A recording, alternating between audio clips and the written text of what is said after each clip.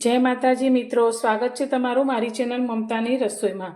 તો આજે આપણે બનાવીશું બાજરીના લોટના પાપડ। તો આ પાપડ તમે બનાવી અને આખું વર્ષ સ્ટોર કરી શકો છો અને એકદમ હેલ્ધી। તો ડાયાબિટીસ હોય, વજન ઉતારવું હોય તો આ પાપડ શરીર માટે ખૂબ જ ફાયદાકારક છે। અને આ પાપડ બનાવવાની રીત પણ ખૂબ જ સરળ છે અને ખૂબ જ ઓછી મહેનતે પાપડ બનીને તૈયાર થાય છે। તો અત્યારે આ પાપડ બનાવવા માટે મેં એક મોટો બાઉલ ભરી અને બાજરીનો ઝીણો લોટ લીધો છે। તો વજનમાં જોઈએ તો લોટ 500 ગ્રામ જેટલો છે। તો હવે પાણી આપણે ગરમ કરી અને આ લોટને બાફીશું। પાપડનો લોટ બાફવા માટે મેં અત્યારે એક તપેલામાં પાણી લીધું છે। તો પાણી આપણે જે માપથી લોટ લીધો છે તે બાઉલના માપથી અત્યારે મેં 2 બાઉલ ભરી અને પાણી લીધું છે। તો હવે પાણીને આપણે ગરમ કરવાનું છે। તો પાણી ચોથા ભાગનું બળી જાય તેટલું આ પાણીને આપણે ઉકાળવાનું છે। તો ઢાંકી અને હાઈ ગેસની ફ્લેમ પર પાણીને સારી રીતે આપણે ઉકળવા દઈશું। તો અહીંયા પાણી આપણું એકદમ સરસ રીતે ઉકળવા લાગ્યું છે અને થોડું બળી પણ ગયું છે। તો હવે તેમાં આપણે સ્વાદ પ્રમાણે 1 ચમચી મીઠું એડ કરીશું। હવે બાજરીના લોટ સાથે અજમાની ફ્લેવર ખૂબ જ સરસ આવે છે, એટલે અત્યારે આપણે 1 નાની ચમચી જેટલો અજમો અંદર એડ કરીશું। સાથે અત્યારે મેં લીલી મેથીના પાન લીધા છે, જેને આ રીતે ઝીણા સમારી લીધા છે, અડધી નાની વાટકી જેટલા તે અંદર ઉમેરીશું। તમે લીલી મેથીની જગ્યાએ કસૂરી મેથી પણ લઈ શકો છો। તો બાજરીના લોટ સાથે અજમો અને મેથીનો ટેસ્ટ ખૂબ જ સરસ લાગે છે। અને થોડા અત્યારે 2 લીલા મરચાંને મેં આ રીતે ઝીણા ક્રશ કરી લીધા છે, થોડા તીખા હોય તેવા લીધા છે, તે અંદર એડ કરીશું। હવે ફરી 1 મિનિટ જેવું પાણીને આપણે ઉકળવા દઈશું।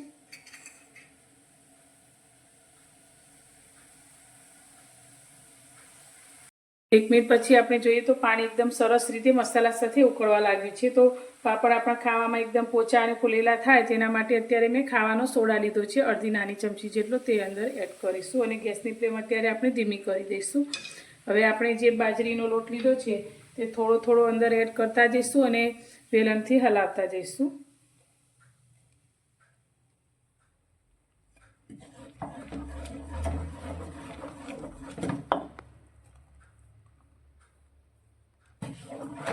આ રીતે આપણે થોડો થોડો જ એડ કરવાનો છે અને આ રીતે હલાવતા જવાનું છે।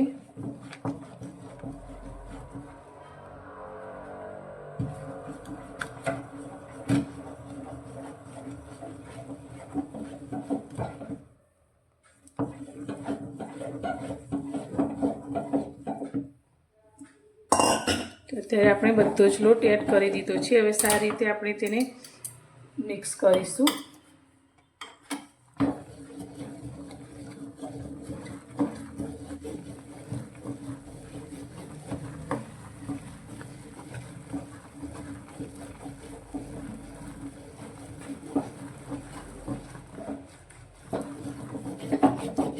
તો બધો જ લોટ અને પાણી આપણે સારી રીતે મિક્સ કરી લીધા છે। તો પરફેક્ટ એવો આપણો લોટ બફાયો છે, પણ હજુ આપણે થોડો તેને વધુ બફાય તેના માટે ગેસની ફ્લેમ એકદમ સ્લો રાખી અને ઢાંકી અને આ લોટને આપણે 5 થી 6 મિનિટ માટે આ રીતે ગેસ પર રાખીશું, જેથી સારી રીતે તે ચડી જશે। બાજરીના લોટને ચડતા વધારે સમય નથી લાગતો, એટલે આપણે આ રીતે તેને 5 મિનિટ માટે રાખીશું, એટલે એકદમ સરસ એવો આપણો લોટ પાપડ માટે તૈયાર થશે। લોટ આપણો સારી રીતે બફાઈ ગયો છે। તો બફાયેલા લોટમાંથી મેં થોડો લોટ આ રીતે એક મોટા વાસણમાં લઈ લીધો છે। તો હવે લોટને આપણે થોડો મસળીશું। તો લોટ આપણો અત્યારે ગરમ છે, એટલે હાથે દજાય નહીં તેના માટે મેં આ રીતે એક વાટકી લીધી છે। તો અત્યારે આપણે 1 ચમચી જેટલું તેલ લઈશું, જેને આ રીતે વાટકી ઉપર લગાવી લઈશું અને વાટકીની મદદથી આપણે લોટને આ રીતે મસળીશું।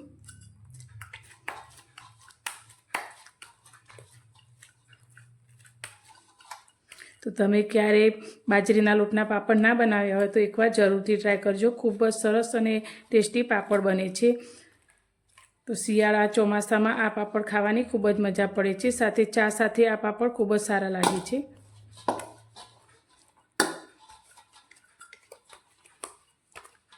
અને આ પાપડને બનાવતા પણ વધારે સમય નથી લાગતો, ખૂબ જ ઓછા સમયમાં આપણા પાપડ બનીને તૈયાર થાય છે।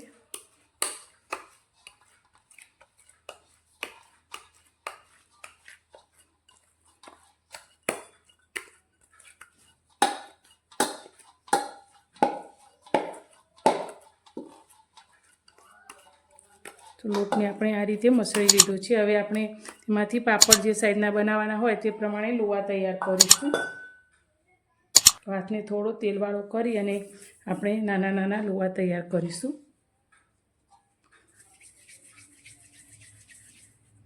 આ રીતે આપણે એક જ સાઈડના બધા જ લુવાને તૈયાર કરી લઈશું.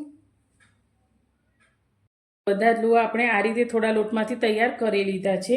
તો હવે આપણે પાપડ બનાવીશું. તો પાપડ તમે વણીને પણ તૈયાર કરી શકો છો. તો અત્યારે મેં પાપડ દબાવવા માટે આ રીતનું લાકડાનું મશીન લીધું છે. તો તમે પૂરી દબાવવાનું મશીન અથવા તો આ રીતે પાપડનું મશીન લઈ શકો છો અને વણીને પણ કરી શકો છો. તો હવે અત્યારે આપણે પોલિથીનની બેગના આ રીતે 2 ટુકડા કરી લીધા છે. તેના ઉપર તેલ લગાવી લીધું છે. તો બનાવેલા લુવામાંથી આપણે એક લુવો લઈ લઈશું અને આ રીતે દબાવી અને તેનો પાપડ તૈયાર કરીશું. તો ખૂબ જ હળવા હાથેથી પ્રેસ કરીશું એટલે આપણો પાપડ એકદમ સરસ એવો તૈયાર થઈ જશે. તો તમે જોઈ શકો છો આપણો પાપડ બનીને તૈયાર થઈ ગયો છે. તો હવે આપણે પાપડને એક કપડાની ઉપર સૂકવીશું. તો પાપડ સુકાવવા માટે મેં અત્યારે આ રીતે એક કોટનનું કપડું પાથરી લીધું છે. તો તેની ઉપર આપણે આ રીતે પાપડ લઈ લઈશું.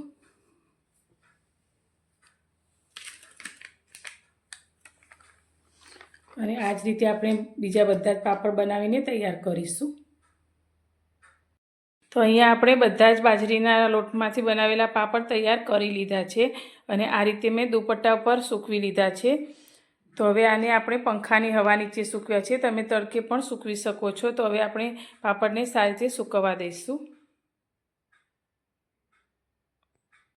બાજરીમાંથી બનાવેલા આપણા પાપડ એકદમ સરસ રીતે સુકાઈ ગયા છે. તો પંખાની હવામાં સૂકવી અને 1 કલાક જેવું મેં તેને તડકે સૂકવેલા. તો તમે જોઈ શકો છો એકદમ સરસ એવા પાપડ આપણા સુકાઈ ગયા છે અને એક પણ પાપડ આપણો ફાટ્યો નથી.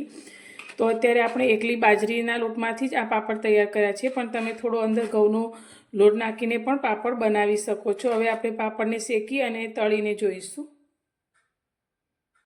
પાપડને શેકવા માટે આપણે ગેસ ચાલુ કરી લીધો છે. તો હવે આપણે પાપડને શેકી લઈશું. તો ધીમા ગેસની ફ્લેમ પર આપણે પાપડને શેકવાનો છે.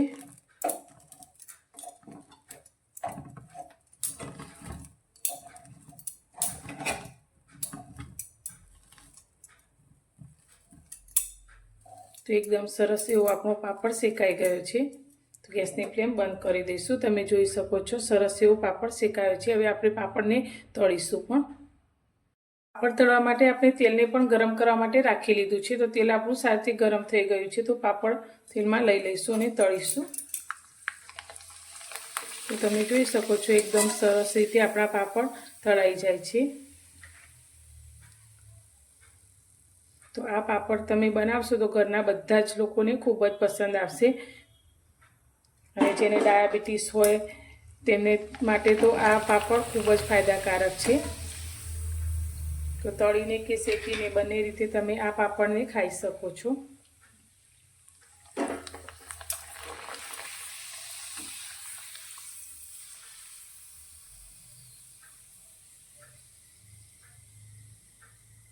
બનાવેલા આપણા પાપડમાંથી મેં પાપડને શેક્યા છે અને તળ્યા પણ છે. તો તમે જોઈ શકો છો આ પાપડ શેકેલો છે તો પણ એકદમ સરસ એવો પોચો આપણો પાપડ તૈયાર થયો છે. તો આ પાપડ તમને શેકેલો પણ સરસ લાગશે અને તળેલો પણ સરસ લાગશે. તો તમે જોઈ શકો છો તળેલા પાપડ પણ આપણા એકદમ પોચા તૈયાર થયા છે. આ રીતે હાથમાં લેતા તૂટી જાય છે. તો દાંત વગર પણ આ પાપડ એટલા પોચા બને છે કે તમે ખાઈ શકો છો અને ચા સાથે તો આ પાપડ ખૂબ જ ટેસ્ટી લાગે છે. તો તમને મારી આજની આ પાપડની રેસીપી કેવી લાગી તે મને કોમેન્ટમાં જરૂરથી જણાવજો. અને પસંદ આવી હોય તો વિડીયોને લાઇક કરજો, વધુમાં વધુ શેર કરજો. અને હા, મારી ચેનલ પર નવા છો તો ચેનલને સબસ્ક્રાઈબ કરવાનું બિલકુલ ભૂલતા નહીં. તો ફરી મળીશું એક નવી જ રેસીપી સાથે નવા વિડીયોમાં.